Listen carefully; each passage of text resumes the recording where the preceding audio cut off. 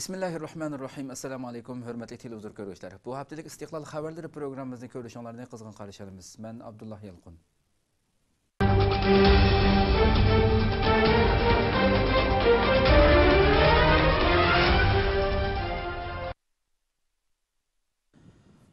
Qashqardagi hujumda 8 Xitoy, Yakandagi hujumda 11 Xitoy chanaldi. Qashqar va Yakanda ishg'olchi Xitoylarga qarshi qaqshatquch zarba berildi. Yakandagi hujumda qurolli qism boshlig'i Fan Kejang ayoli va tog'isi bilan birlikda chanab o'ldirilgan. Shundaqla Xitoyni qo'g'dashga uringan amonlik saqlash xodimi Batur Mamatmo chanab o'ldirilgan. Qashqar va Yakanda ishg'olchi Xitoylarga qarshi qaqshatquch zarba berildi.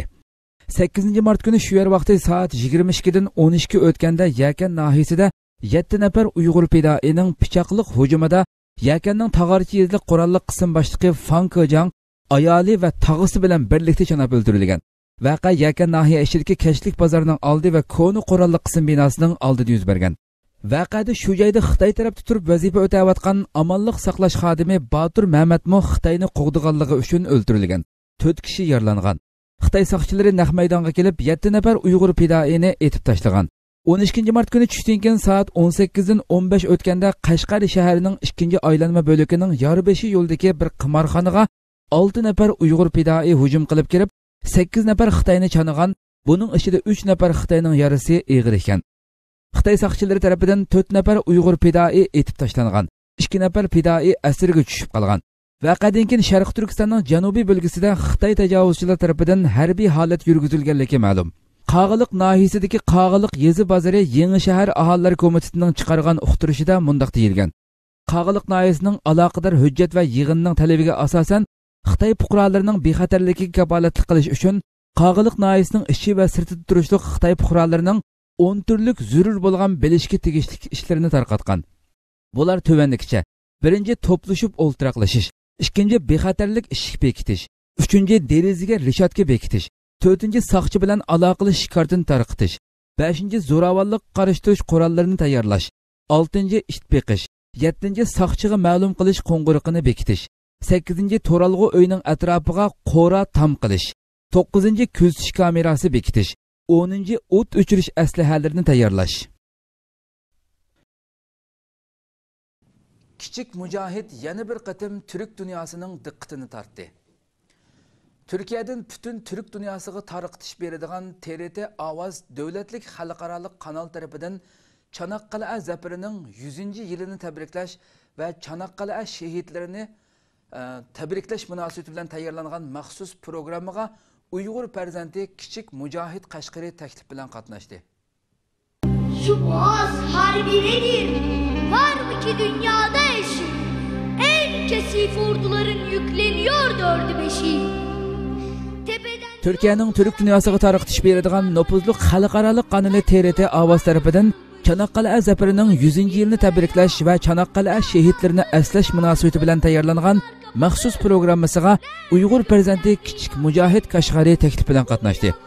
7 yoshli Kichik Mujohid Qashqari Turkiyaning istiqlol shoiri Mehmet Akif Ersoy tarafidan yozilgan 84 misralik Çanakkale shahidlariga nomli uzun dastonini yodqi deklamatsiya qilib qatnashuvchilarning zo'r olqishiga erishdi.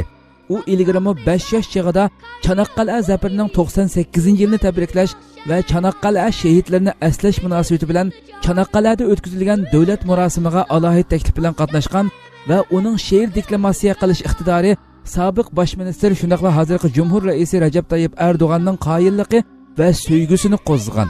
Hatto Sharq Turkistonda 17 yildan buyon pasport ololmaganlikdan Turkiyaga kelolmayotgan akisi bilan ochisini Recep Tayyip Erdo'g'anning bevosita aralashishi orqali Turkiyaga elib kelishdek cho'ng utuqlarni qo'lga keltirgan edi. Uyg'ur farzandi 2-sinf o'quvchisi Kichik Mujohid Qashqari deklamatsiya qilgan va Turkiyaning istiqlol shoiri Mehmet Akif Ersoy tarafidan yozilgan 84 misralik Çanakkale shahidlariga nomli dastonning Uyg'urcha tarjimasini To'rimizning yozma xabarlari bo'limidan o'qib olasizlar.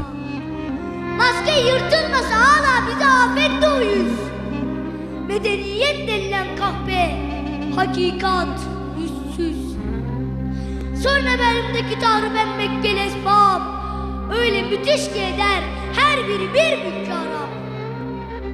Öteden şaykalar parçalanıyor afakı, deriden zelzeleler kaldırıyor amakı. Bomba şimşekleri beyninden biner peril, sönüyor göğsünün üstünde aslan neferin. Xitayning dinsizlashtirish siyosati tez suratda davom qilmoqda. Xitoy Qashqar shahrining Shamolbog' bozorida yalpinsun sumbul chachlaring, nurlansun oydek yuzlaring temasida dehqon ayollarning kiyim model musobaqasini o'tkazdi. Shundaqla Koreyada atalmish diniy asabiylikka qarshi turish ma'rifat mashribi faoliyati elib bordi. Xitoyning Tangritog' to'rining 17 mart xabar qilishicha, Qashqar shahrining Shamolbog' bozori yaqinda yalpinsun sumbul chachlaring, nurlansun oydek yuzlaring temasida dehqon ayollarning kiyim model musobaqasi o'tkazgan. Xitoy to'rida musobaqaga bozorga qarashli 14 kentdan kelgan 238 nafar dehqon ayolning qatnashganligi va Uyg'ur millatining an'anaviy kiyim-kechaklarini namoyon qilganligi, oxirida natijasi gavdlik bo'lgan ayollarning mukofotlanganligi xabar qilingan. Xitoy 8 mart xonim-qizlar bayramini tabriklash nomida musulmon Uyg'ur ayollarini diniy va milliy ruhidan yiroqlashtiradigan bir qator faoliyatlarni o'tkazgan. Xitoy bu orqali o'zlari zamonaviy madaniyat deb atab olgan hayosizlik madaniyatini tashviq qilib, 1000 yildan buyon islom madaniyati bilan yashab kelgan sharmiy hayoni o'zining axloq o'lchami qilgan musulmon ayollarimizni o'zlariga o'xshash madaniyatsiz qilib chiqishga urinmoqda. 12 mart Tangritog' to'rida Koreya nahiyasining zamonaviy madaniyatni tashviq qilish, ayollarni diniy asabiy ideya va xurofotlikqa qarshi turishga yetaklash va inoq va taraqqiy qilgan Koreya qurishni bosh tema qilgan xonim-qizlar ma'rifat mashribi 8 mart Koreya nahiyasida o'tkazilganligi xabar qilingan. Xitoy bosqinchilari va uningga ergashayotgan ozg'unlar bilib qo'ysinki, ayollarni sahnaga chiqarib ko'rgazma qilish, hayosizlikni tashviq qilish bizning milliy an'anamiz emas. Musulmon Uyg'ur ayollarimiz o'zining sharmiy hayosi va iffatlikligi bilan azizlanib kelgan, ham shu yo'lda aziz jonlarini qurbon qilishni sharaf bilib kelgan. Inoq va taraqqiy qilgan jamiyat har bir shaxsning eng aqalli bo'lgan kishilik huquqiga hurmat qilish bilan bo'ladi. Ayollarning o'z e'tiqodiga mos kiyinishini qonunlashtirib, zo'rliq kuchi bilan cheklagan, ularni o'zlari xohlamasimiz sahnaga chiqishga majbur qilgan Xitoyning inoq jamiyat, madaniyat, taraqqiyot deganlarining hammasi quruq safsata va aldamchilikdan iborat.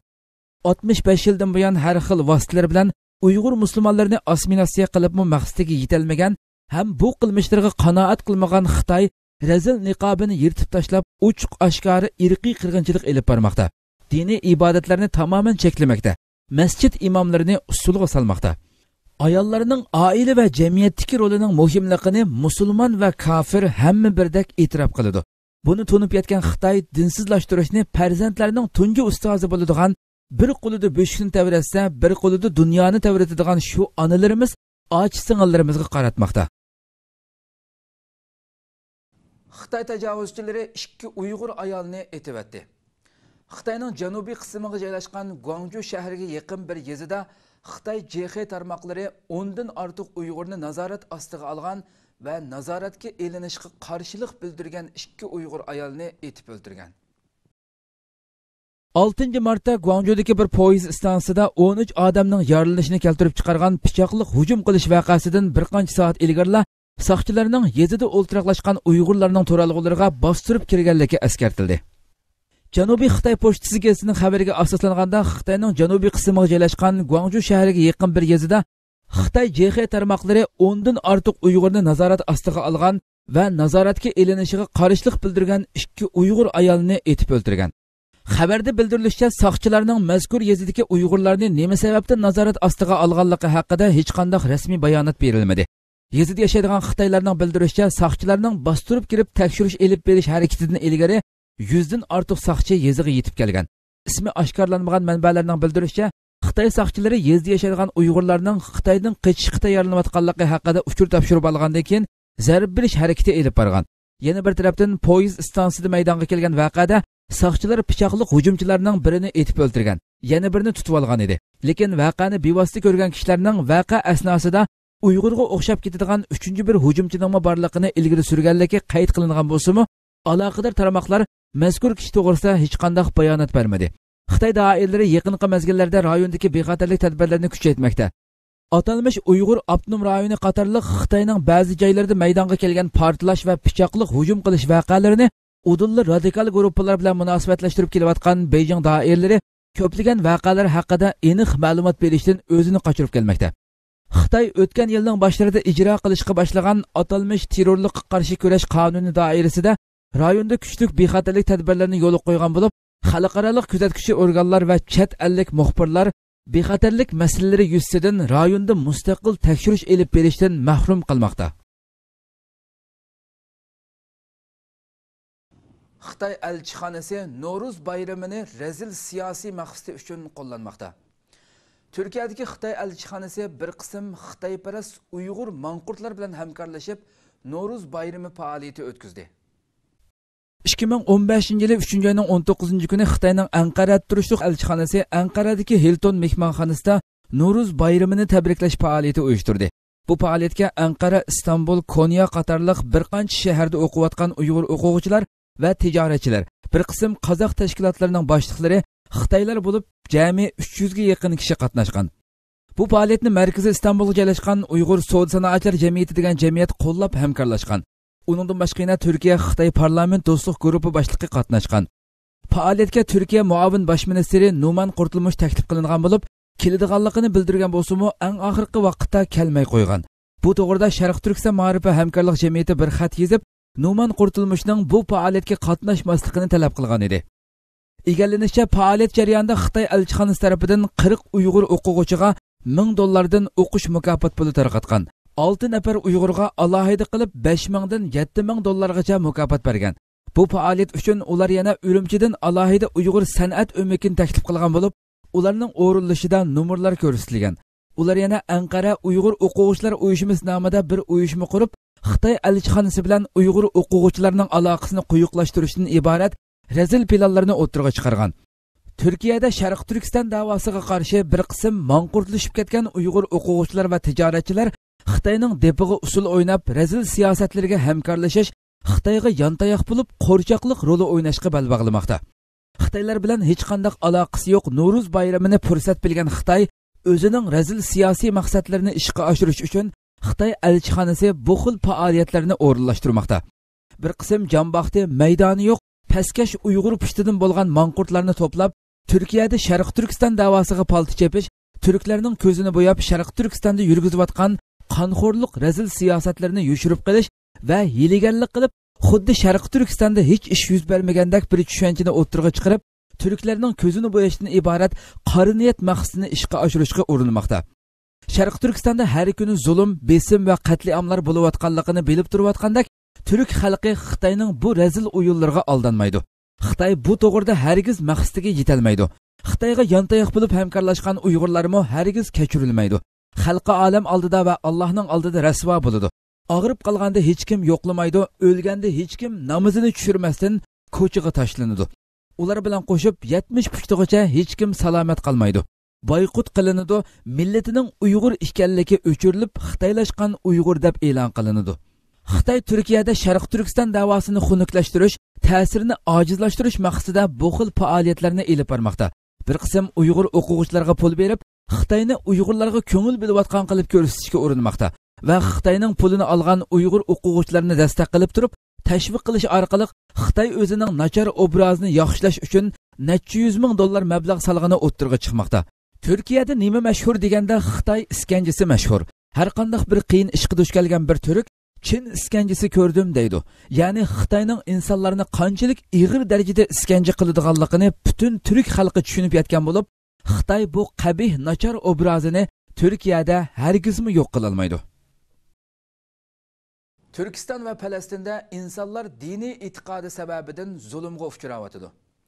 Turkiya yosh ma'murlar uyushmasi tashkiloti tomonidan 100-yilda Çanakkale ruhi va yoshlar degan temadagi yig'inda so'z qilgan Türkiye Cumhuriyeti Reisi Recep Tayyip Erdoğan, Falastin ve Türkistan'da insanların dini itikadı sebebinden zulümge uçurayotganligini ifade etdi. 13 Mart Cuma günü Türkiye Genç Memur Sen yani Yaş Memurlar Uyuşması Teşkilatı tarafından 100. yılda Çanakkale ruhi ve yaşlar degan temada çoğun yığın ötküzüldü.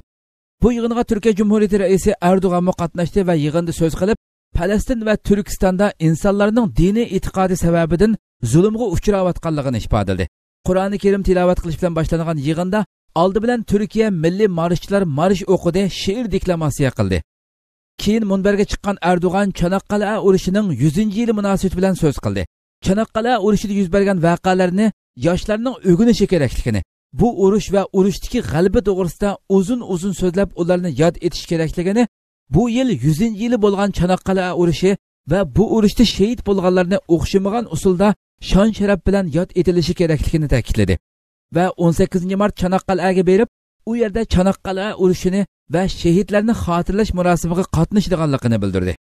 Erdo'g'an so'zda yana mundaq dedi: Falastinda, Bermada, Turkistonda insonlar diniy e'tiqodi sababidan zulmga uchrayotsa, nihoyat vahshiylik bilan o'ltirilyotsa, zamonaviy insonlarning vijdonlari Shimoliy qutbdagi ayiqlarning nasllarining yo'qolib ketayotganligiga diqqat berib kelmoqda. Ularning bu qilmishlari bir tarafda o'ziga qarshi urushgan, o'zini o'ldirish uchun u yerga kelganlarga rahim shafqatlik muomala qilgan bir tushuncha, yana bir tarafda eng ichinishli ko'rinishlar oldidami vijdoni qaynamagan bugungi zamonaviy dunyo. Biz hargiz undaq bo'lmadik, hamda bo'lmaymiz. Bizning cho'ng dadalarimiz, ajdodlarimiz, shoirlarimiz undaq bo'lmadi. Erdo'g'an so'zining oxirida marhum shoir Mehmet Akif Ersoyning zulmni olqishlay olmayman degan she'rini deklamasiya qildi va biz dunyoning eng saltanatli urushlarini qildik. Eng saltanatli zafar quchgan ajdodlarning navrlari bo'lish sifatimiz bilan otalarimizning eng qizziq jang ichida turibmi o'ttirg'a qo'ygan mardlarcha maydonlardan hargiz voz kechmaymiz. Bu bizning g'albimiz emas, balki bizni boshqalardan ayirib turadigan alohidaligimizdir. Yosh ma'murlar uyushmasi tashkiloti Turkiyaning har qaysi shaharlarida sho'ba va a'zolari bo'lgan 400 ming a'zosi bilan Turkiyadagi eng cho'ng tashkilot hisoblandi. Bu tashkilot Sharq Turkiston masalasiga alohida ahamiyat berib kelayotgan tashkilotlarning biridir. Filistin'de, Myanmar'da, Türkistan'da insanlar inançlarından dolayı zulme uğrar, en vahşi şekilde öldürülürken modern vicdan kutup ayılarının azalan sayısına odaklanmış durumda. Yaptıkları bu. Sharq Turkistondagi qatliamlarning hisobi bir kuni cho'qim so'riladi. Türkiye parlamentida so'z qilgan Millatchi harakat partiyasidan parlament a'zosi Rishad To'g'ri apandi Sharq Turkistonda Uyg'urlarga qarshi hujumlarning texmi eshib davom qilayotganligini bildirdi va bu qatliamlarning hisobining bir kuni cho'qim so'riladiganligini bildirdi. 13-mart Cuma kuni Türkiye parlamentida so'z qilgan Millatchi harakat partiyasidan parlament a'zosi Rishad To'g'ri apandi Sharq Turkistonda Uyg'urlarga qarshi hujumlarning texmi eshib davom qilayotganligini bildirdi va kishilik huquq, demokratiya dafsandichiliklarining davom qilayotganligini, u rayonda qirg'inchilik elib berilayotganligini ifodaladi. Parlament a'zosi Rishad To'g'ri apandi so'zda yana Sharq Turkistonga ziyoratga berish uchun sungan talablarining rad qilinganligini bildirdi va mundaq dedi: Xitoy zulmiga qarshi boshda hukumatimiz qatorliq butun dunyo sukut turib kelyapti. Bu qatliamlarning hisobi bir kuni cho'qim so'riladi. Çeşitli toplum gruplarında Sharq Turkistonda din va vijdon erkinligi temasida muhokama yig'ini o'tkazildi. 13 mart kuni Türkiye Fatih Sultan Mehmet Üniversitesi İctimai Plan ve Taktikalar Klubu tarafından Sharq Turkistondagi din va erkinlik haqida degan temada bir muhokama yig'ini o'tkazildi. Bu yig'inga Sharq Turkiston Ma'rif va hamkorlik jamiyatining boshlig'i Hidoyatullo O'g'izxon taklif bilan qatnashdi va so'z qildi. Türkiye'deki Fatih Sultan Mehmet Üniversitesi İctimai Plan ve Taktikalar Klubu tarafından 13 Mart günü tushdan keyin Sharq Turkistondagi din va erkinlik haqida degan temada bir muhokama yig'ini o'tkazildi. Bu yig'inga Sharq Turkiston Ma'rif va hamkorlik jamiyatining boshlig'i Hidoyatullo O'g'izxon taklif bilan qatnashdi va yig'inda Sharq Turkistondagi din va vijdon erkinligi degan temada so'z qildi. Yig'inda so'z qilgan Hidoyatullo O'g'izxon Sharq Turkistonning tarixiy, jo'grafiyasi, strategik ahamiyat to'g'risida to'xtalgandan keyin Uyg'urlarning hozir duch kelayotgan ijtimoiy, siyosiy, iqtisodiy va diniy erkinlik, milliy ma'rif sohalaridagi qiyinchilik masalalarini tafsiliy anglatdi.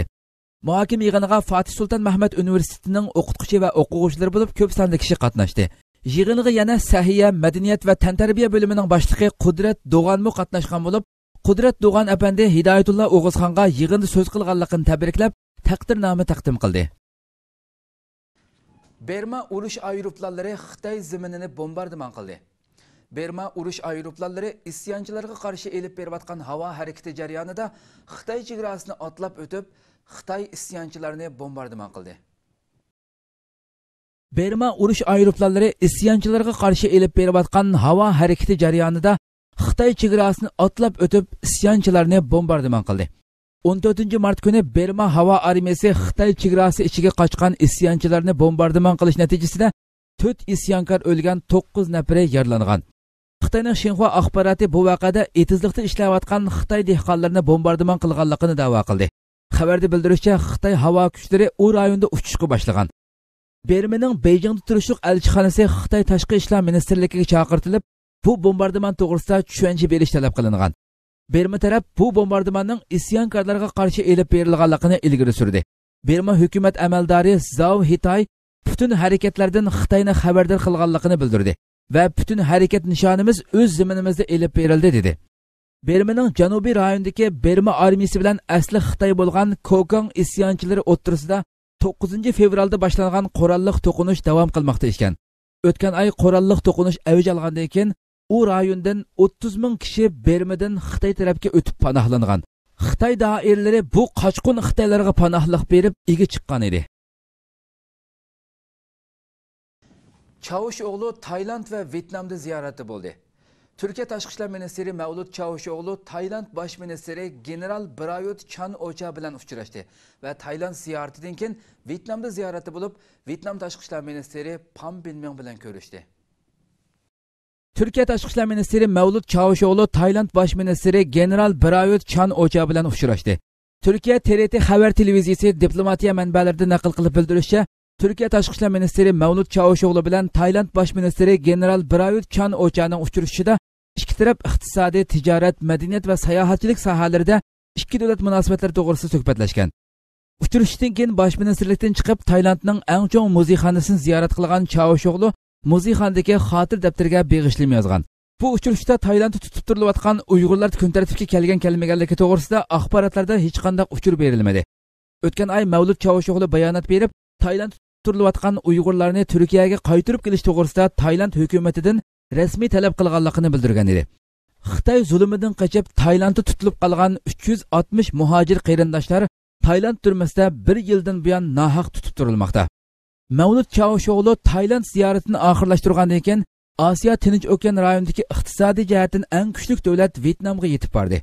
Çavuşoğlu poytaxt Hanoydagi ziyoratni davlatning qo'rg'uvchisi Ho Chi Minhning qabrisiga gulchambara qo'yish bilan boshladi. Çavuşoğlu keyincha Vietnam tashqi ishlar ministri Pham Binh Minh bilan ko'rishdi.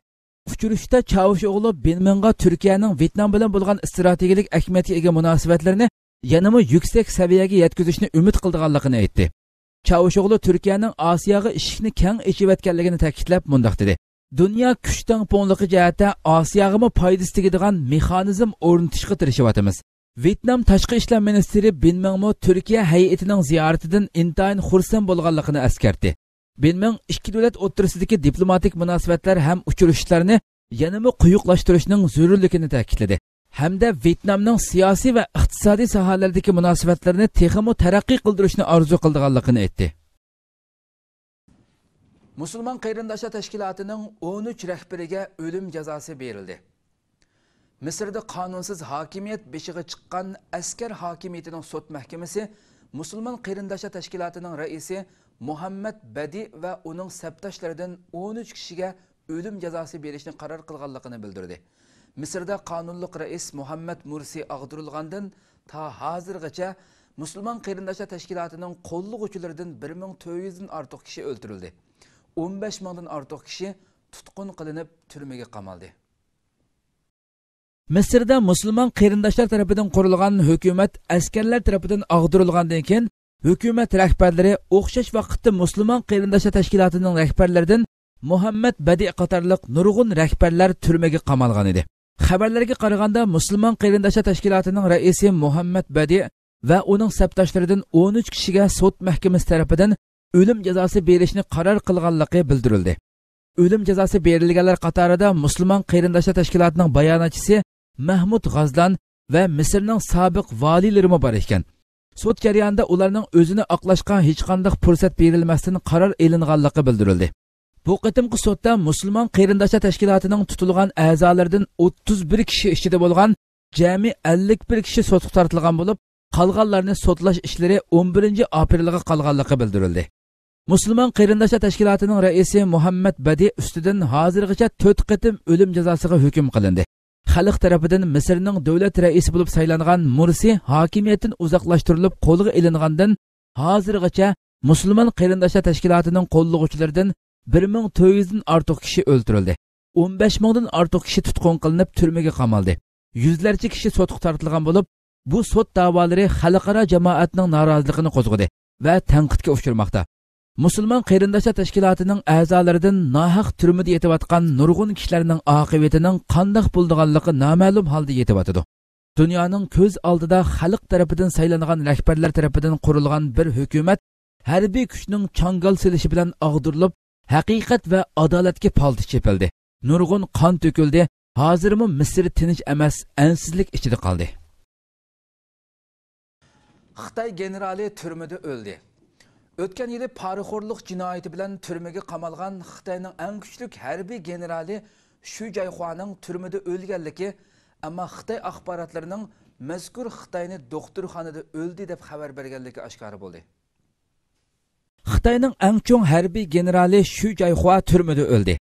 Xinhuaning xabariga qaraganda o'tgan yili poraxo'rlik va huquqini shaxsiy manfaat uchun ishiltish bilan jinoyat ortilib turmaga qamalgan Xitoyning eng kuchli harbiy generali Shu Jayxua turmada o'lgan bo'lib, Xitoy axborotlari mazkur Xitoyni doktorxonada o'ldi deb xabar berdi. O'tgan yili 15 martda poraxo'rlik delosi bilan tekshirish elib berilgan harbiy general huquqidan foydalanib poraxo'rlik qilganligi, ba'zi kishilarning harbiy pagollarini o'stirish badaliga pora olganligi isbotlangan va turmaga qamalgan edi. O'z vaqtida Xitoy davlat raisi Xi Jinping boshchiligida to'plangan Xitoy Kommunist partiyasi siyosiy biro markaziy komiteti poraxo'rlik bilan jinoyat ortilgan harbiy general Shu Jayxuani huquqidan va partiya a'zoligidan elib tashlaganligi va 27 oktyabr harbiy taftish tarafidan tekshirilib, poraxo'rligi isbotlangan bo'lib, jazoga tortilish uchun sud mahkamasiga avatilganligi bildirilgan edi. Xitoy davlati yaqinda yana 14 cho'ng harbiy generalni poraxo'rlik bilan ayblab turmaga qamadi. Xitoyda poraxo'rlik avj olgan chiriklik umumlashgan bir vaziyat shakllangan bo'lib, hozir Xitoyning nurg'un amaldorlari chiriklik va poraxo'rlik bilan turmaga qamalmoqda. Poraxo'rlik va huquq talish ko'rishi boshlangan bo'lib, kuzatuvchilar Xi Jinpingning o'ziga qarshi amaldorlarni poraxo'rlik va yoki chiriklik bilan ayblab turmaga qamayotganligini ilgari surmoqda. Xitoy parlament a'zolarining umumiy mulki 463 milliard dollardan oshib ketdi. Kommunist partiya hokimiyat surayotgan Xitoyning parlament a'zolaridan 203 nafarining umumiy mulkining 463,8 milliard Amerika dollariga yetganligi oshkorlandi. Bu sonning Avstriya, Kolumbiya va Janubiy Afrikaning yillik umumiy kirimidan ko'p bo'lganligi diqqat tortdi. Kommunist partiya hokimiyat surayotgan Xitoy parlament a'zolaridan 203 nafari milliarder bo'lib, ularning umumiy mulki 463,8 milliard Amerika dollariga yetadi ekan. Xitoy parlamenti xuddi millionerlarning birlashmasiga o'xshaydi. Xitoyning eng boylari tizimligini e'lon qilgan Harun dokladida berilgan ma'lumotga qaraganda, Xitoy parlament ichida o'rin olgan 203 vakilning Xitoydagi eng boylar qatorida o'rin olganligi o'tirg'a chiqqan. Buningdan Xitoyning parlamenti bir millionerlar birlashmasining dal o'zi deyishga bo'ladi. Bu son Avstriyaning milliy kirimidan ko'p. 203 nafar Xitoy vakilining umumiy mulki 463,8 milliard dollar. Bu son Avstriya, Kolumbiya va Janubiy Afrikaning yillik umumiy kirimidan ko'p bo'lganligi diqqatlarini tortmoqda.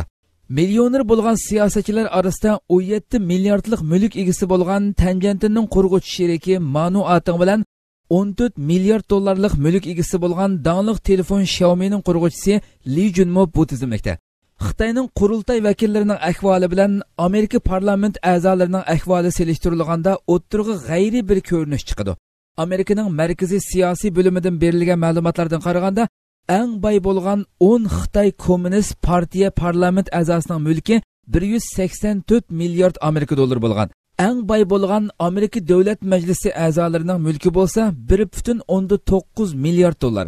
Eng boy bo'lgan Amerika kengash a'zosi Darrell Issa Net 448 million dollarlik mulki bilan Xitoyning eng boylarining tizimdagi ichida 163-o'ringa tushib qolgan. Qoral yaraq yo'tkigan Xitoy paraxoti qo'lga tushdi. Xitoydan Kubaga 100 tonna miqdorda qoral yaraq yo'tkigan Xitoy paraxoti Kolumbiyada qo'lga tushdi va paraxod kapitani tutqun qilindi. Xitoydan Kubaga 100 tonna miqdorda qoral yaraq yo'tkigan Xitoy paraxodi Kolumbiyada qo'lga tushdi va paraxod kapitani tutqun qilindi. Turkiya Sabah gazetining 4-mart kunidagi xabariga qaraganda, Kubaga ko'p miqdorda qoral yaraq yo'tkigan Xitoy paraxodi Kolumbiyada to'xtatilib tekshirilgan va qoral yo'tkiganligi oshkora bo'lgandan keyin paraxodni to'xtatgan.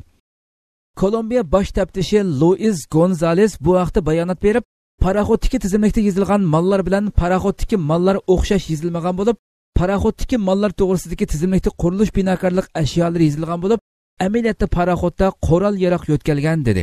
Kolumbiya bosh taftishi Luis Gonzales bu paraxodning kapitani qoral yaraq atkazchilik bilan ayblanib sudga tortilganligini bildirdi. 2013-yili yana mushuningga o'xshash bir voqea yuz bergan bo'lib, chiriklik bilan paraxorlik avj olgan Xitoyda kichikkina huquqi bor har qanday Xitoy huquqidan foydalanib boy bo'lishga havas qilib paraxorlik qiladi. Atkazchilik va shuningga o'xshash qonunsiz ishlar bilan shug'ullandi. Xitoyda hech kim qonunga amal qilmaydi. Kimning huquqi bo'lsa, shu kuchlik. Shuning gapi gap bo'lib, ijtimoiy jamiyatda nurg'un haqsizliklar o'ttirg'a chiqmoqda. Kuzatuvchilar bu ahvollarning Xitoy hokimiyatining uzun muddat puttirab tura olmasdan yemirilib ketadiganligining bishoratini ko'rsatayotganligini bildirishmoqda. Hurmatli televizor ko'rguvchilar, shunday qilib bu haftalik istiqlol xabarlari programmamiz mush yerda oxirlashdi. Kelar qatimqi programmamizni ko'rishgacha sizlarni janobi Allohga topshiramiz. Assalomu alaykum va rahmatulloh.